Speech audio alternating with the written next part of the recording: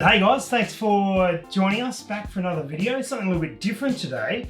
We've got Taylor here. How are you, Taylor? I'm good, mate. How are you? Good. The new host of From the Bench Reloading podcast. Yes. Excited? Excited, nervous, interested to see if anyone will listen at all. I will. Oh, that's good. That's one. Not the first episode because I was in that, but I'll listen to the second one. Okay. Whenever that comes out. So. Yeah, next year sometime. Very good. So we are here and we're going to do something a little bit different today.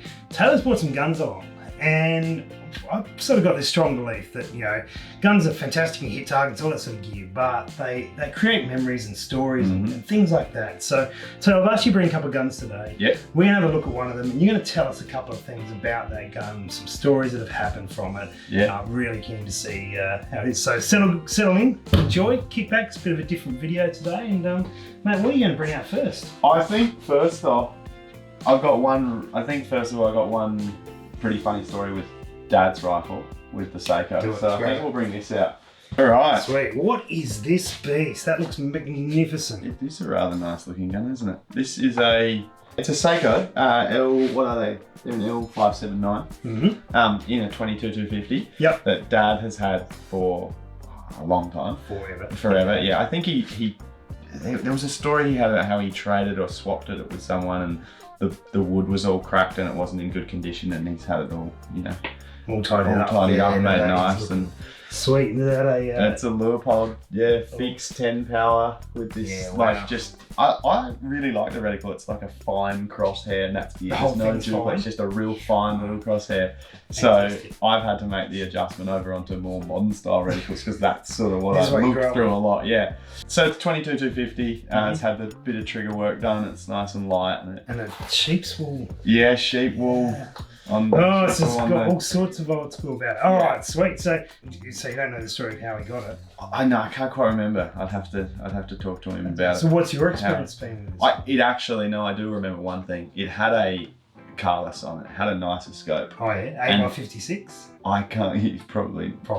Yeah. That was a traditional one. Yeah, and he got talked out of it. So talked out of the scope. Well, he had a mate who was more into precision shooting than him at longer ranges and so, and more of a rifle guy. Dad was always a bit of a shotgun guy, and he had a lot of semi-autos back when that was all legal and SKS and things like that. And he liked shooting lots of things fast. And I think it had a Carless on it, and someone made a deal with him where, like, his mate was like, "Oh, you get that," I think it was a little bit out of his budget or something, and then he's like, "You get the rifle and I'll buy the scope off you." And he just said, "Yeah, cool," like he didn't really think of it. And then he looks back at it now, he's like, "Well, that scope has stayed on it the whole time." Yeah. He's like, "I wish I kept the better one on there the whole time." That's been great. But not to worry. And was this the first gun you shot? No, this isn't the first gun. I grew up on Dad's, on a handgun when I was little, and then also used to shoot Dad's SKS. Got some memories about being, he'd have it on the back of the ute like this to sight it in before a hunting trip that he's going away on, and he'd put it up in his shoulder and I'd sort of straddle it as a little kid. And one day I couldn't get on target, I couldn't get the scope worked out, and I got a little bit close and punched him in there, in the eye. So that was a different rifle, but this was the first one that I really was drawn to. We'd shoot a lot of foxes and things with this, and I just felt confident in it. You know, every time I put it on target, it would, you know, do what I wanted it to do, and you just start to build that connection with the gun. So this was and it was always, the other guns, the shotguns and things in the cupboard they were sort of multi-use. You know, we'd all use them, or mates would use them, but this was Dad's rifle. And so for me, it had that special connection of like, I'm getting to use Dad's rifle. So it had that, I had to be a bit precious with it, and we didn't let anyone else that was a new shooter use it in case they, you know, bumped the wood on the back of the ute or different things like that. Yeah. So this was the first one that really clicked with me in like a special sort of way. Yeah, magic. But the story I've got with it is actually, it's not a special story, it's quite a comical story. On our farm where we live, you very rarely get game, or like, you know, rabbits, foxes or anything right near our house. Because I think it's just years of Dad being a shooter and other people being a shooter, you kind of, that zone spreads out. Expanding. Exactly, and so you very rarely get game there. And I can't remember whether I'd been at work or whether I was just back on holidays from uni or something, but I was upstairs in my room with a two-story house, and I'd slept in, and so it was mid-morning, I was just in my undies. It's an important part of the story. Okay, it's an important part of the story. You're not reenacting, are you? No, I might be reenacting today. That's on my OnlyFans. That's a different job. Like and subscribe to that. You get the full rundown. Okay. Yeah. All right. I'm not sure we can promote that. Get into it. So yeah, I've ended up.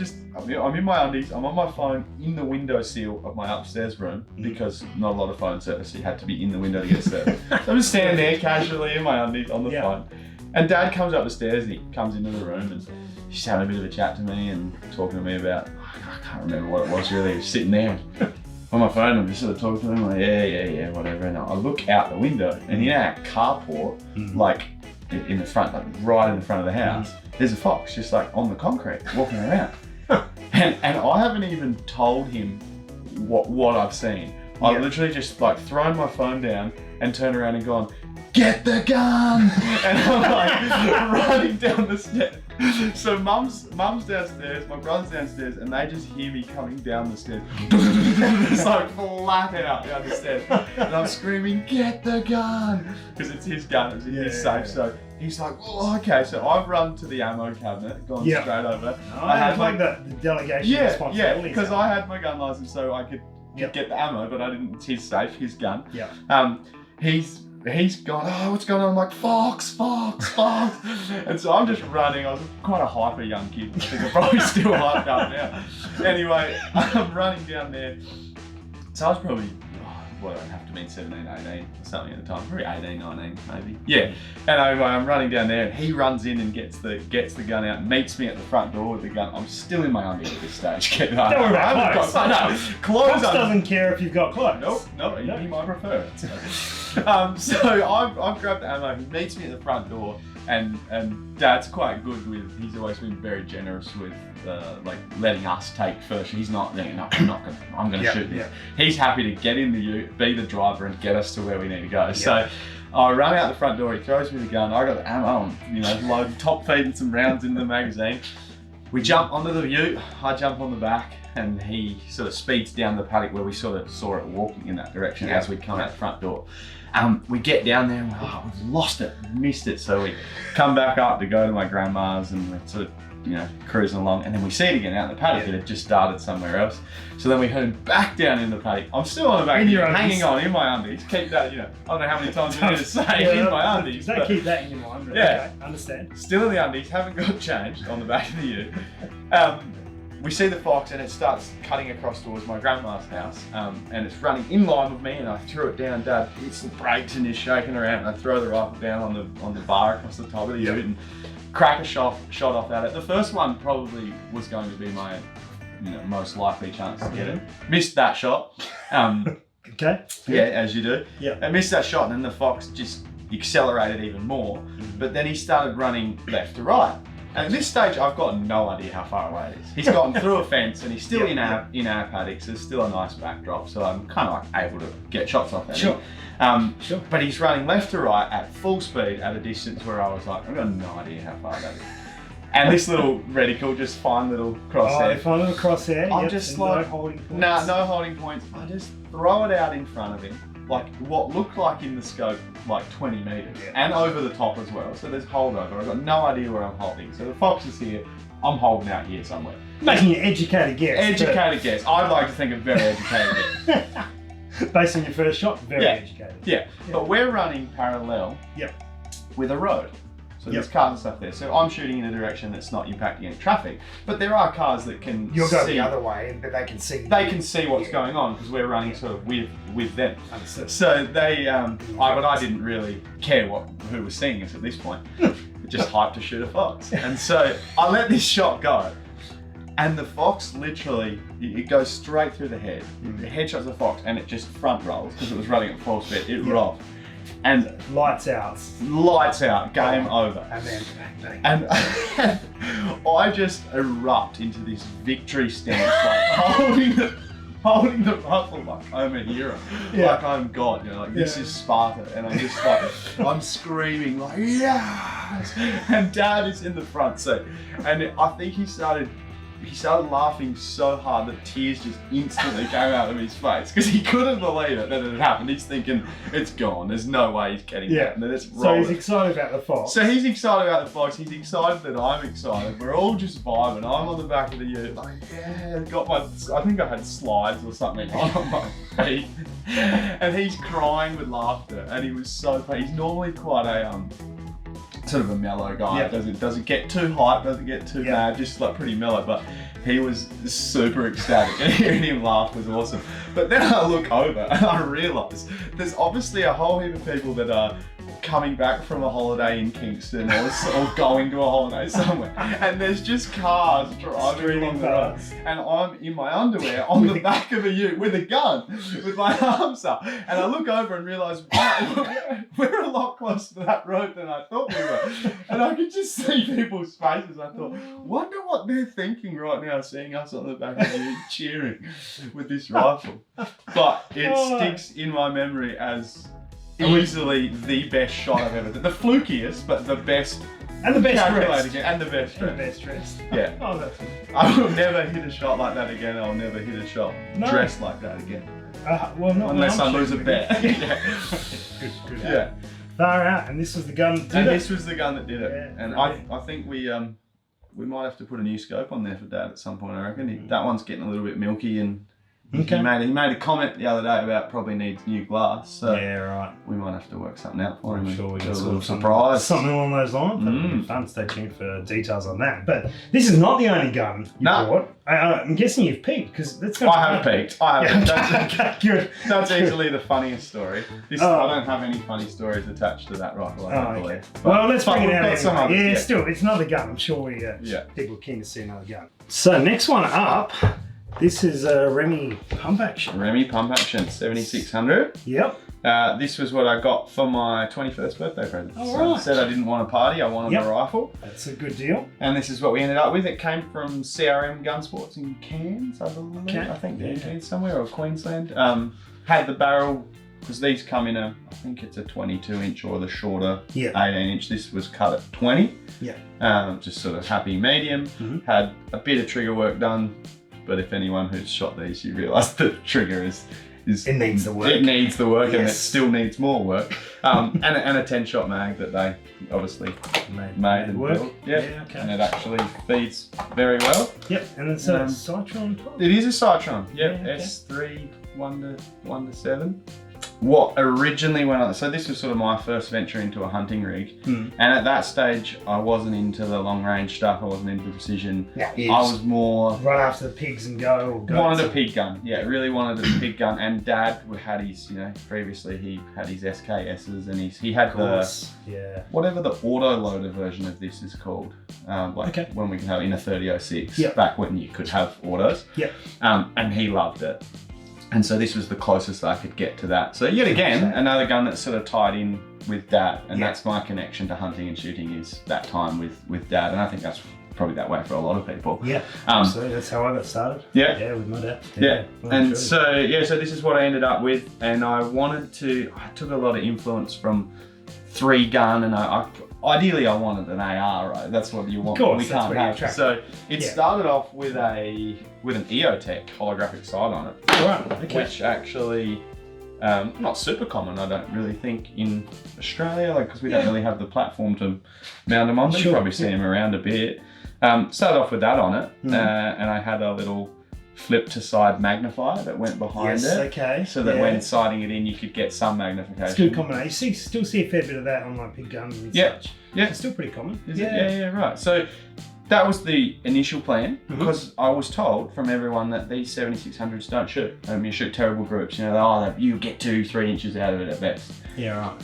Okay. I started shooting it and quickly realised with the hand loads that I had family friend doing for us. No, this thing shoots well, and I'm limited. I was limited by the optic, because going away on a pig shooting trip, that was great.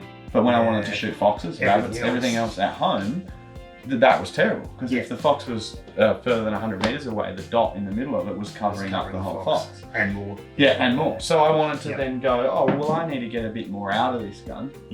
So we ended up I got that sent over from the US, because it was at the time, it was the biggest magnification range I could get in a true 1 power, so a 1 to 7. Yeah. And I wanted to have as much top end, but also still be able to come to 1. Didn't want to go the 3. Illuminated as Yeah, well, illuminated so, reticle. Yeah, right. But only nighttime. It's not in the day. You can't really see it. So that went on there, and then that opened up a whole other world of what I could shoot with it and how far I could shoot with it. And sort of 200-meter foxes and things like that was very, very doable. So this was the main gun for you then? This was the main gun for me, and has had many rounds down it. Yeah, okay. But what I think was fun to tell about this rifle was how many roles it can play. Like it's obviously shot nearly every game in Australia besides. I've shot countless amounts of different species of deer and foxes and rabbits and cats and everything.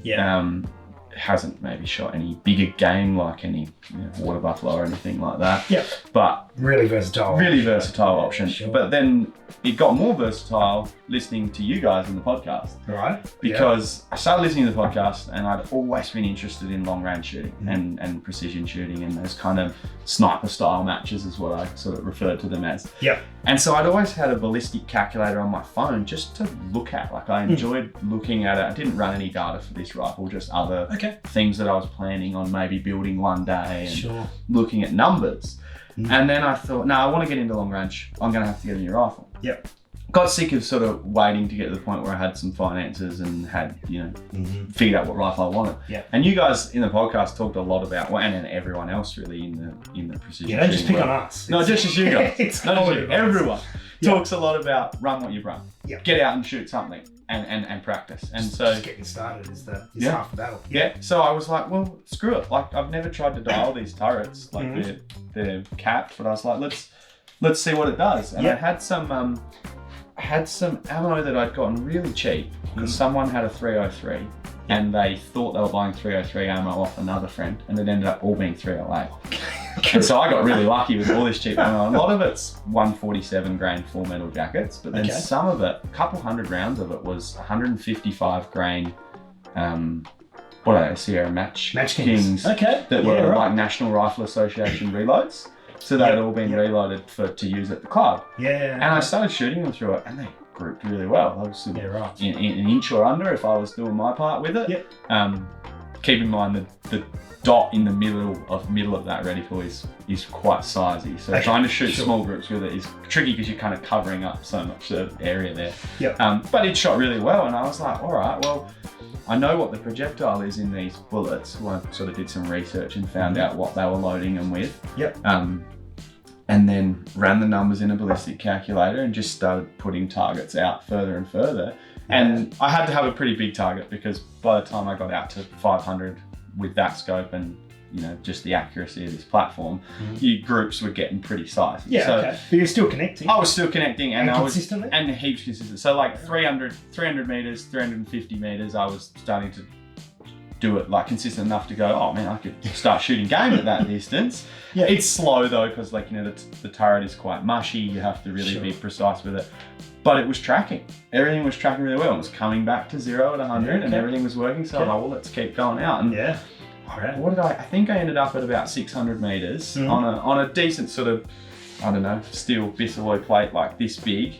I made it bigger than I needed so that I could see when I was making incorrect wind calls and things like that. But this really gave me that platform to just get out and have a crack. And started connecting. And then as soon as you start connecting with steel at 500 plus, it's pretty cool feeling. Absolutely. And then I went from doing it prone only to going, oh, well, I can hit that pretty easy now. Let's do it on a barricade or a wobbly tire. And I started, I bought a fortune cookie off of you. So I bought a PRS type bag before I even had a PRS setup rifle.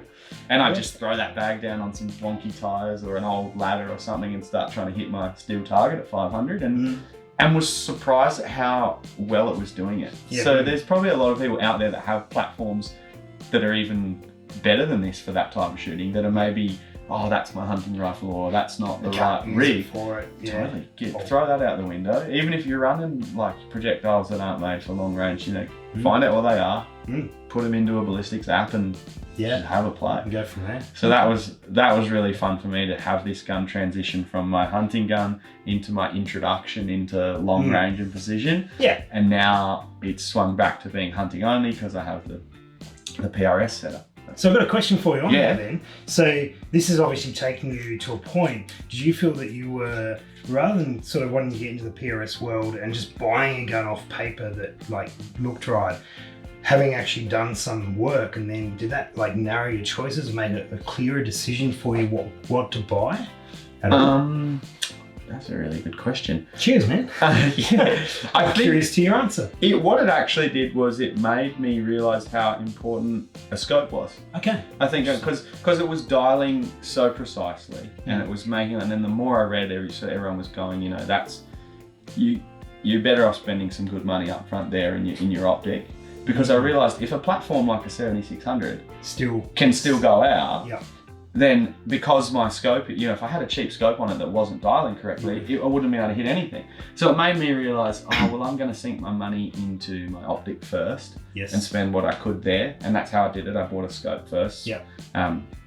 Spent close to three grand there on my optic, and then put together a cheaper rifle platform, still good enough to do the job, but something that I can grow with and rebarrel eventually and turn it into what I really ultimately want it to be, but just that's beginning platform. So I think this showed me how you don't need a full custom action, custom barrel from the get-go. If you've got the money for it, do it. Great. Of course, go for it. It's nice to have. But I think just I don't know, what's the word, the industrialness of the 7600 going out to long distance made me realise, hang on, if I can get something that just shoots consistently under an inch, half-inch groups with some reloads, it doesn't need to be flash. It'll get you out there. Nice. Fantastic, mate. Well, thanks for bringing your guns in. That's good to have a chat about them and see. Guys, hopefully you enjoyed that. And if that's something that, if you like that style of video, let us know in the comments if we should do more like this from time to time. Get some other guys in to talk about their hunting rigs, their comp rigs, all that sort of gear, but actually talk about some of the stories and some of the things that led to. So what was your favourite hunting trip with this? Just quickly while we finish up. Favourite hunting trip with that would have been the first time I went away pig shooting. Because Dad had always gone on these pig shooting trips and you weren't allowed to go, like that was Dad's time. You were a kid, can I come, Dad? I'm like, no. But then the first time I was allowed to go away, with my rifle and go and get pigs, I can't remember how I got them, but I remember we got onto probably with the gun. Yeah, probably with that. Didn't throw anything up. When we got onto them, a fair few in that trip, and the loads we had for it, 130 grain spear hollow points. You remember it all. And they just how well the rounds worked and how the pigs just hit them and they went down and everything sort of just happened how you pictured it happening, and it was your own rifle, so that attachment to it. That, and then other trip shooting goats, on cliff ledges and sort of having a 10-shot mag and fast follow-up shots. There's been times when you kind of just become effective. You're just really you're knocking goats down everywhere and they don't really know what's going on, and that's pretty fun. Fantastic. Awesome, Taylor. Well, good luck with the podcast, and thanks for coming in, man. Thanks, mate. Cheers for having me. Cheers, guys. Thanks for watching. Catch you in the next video.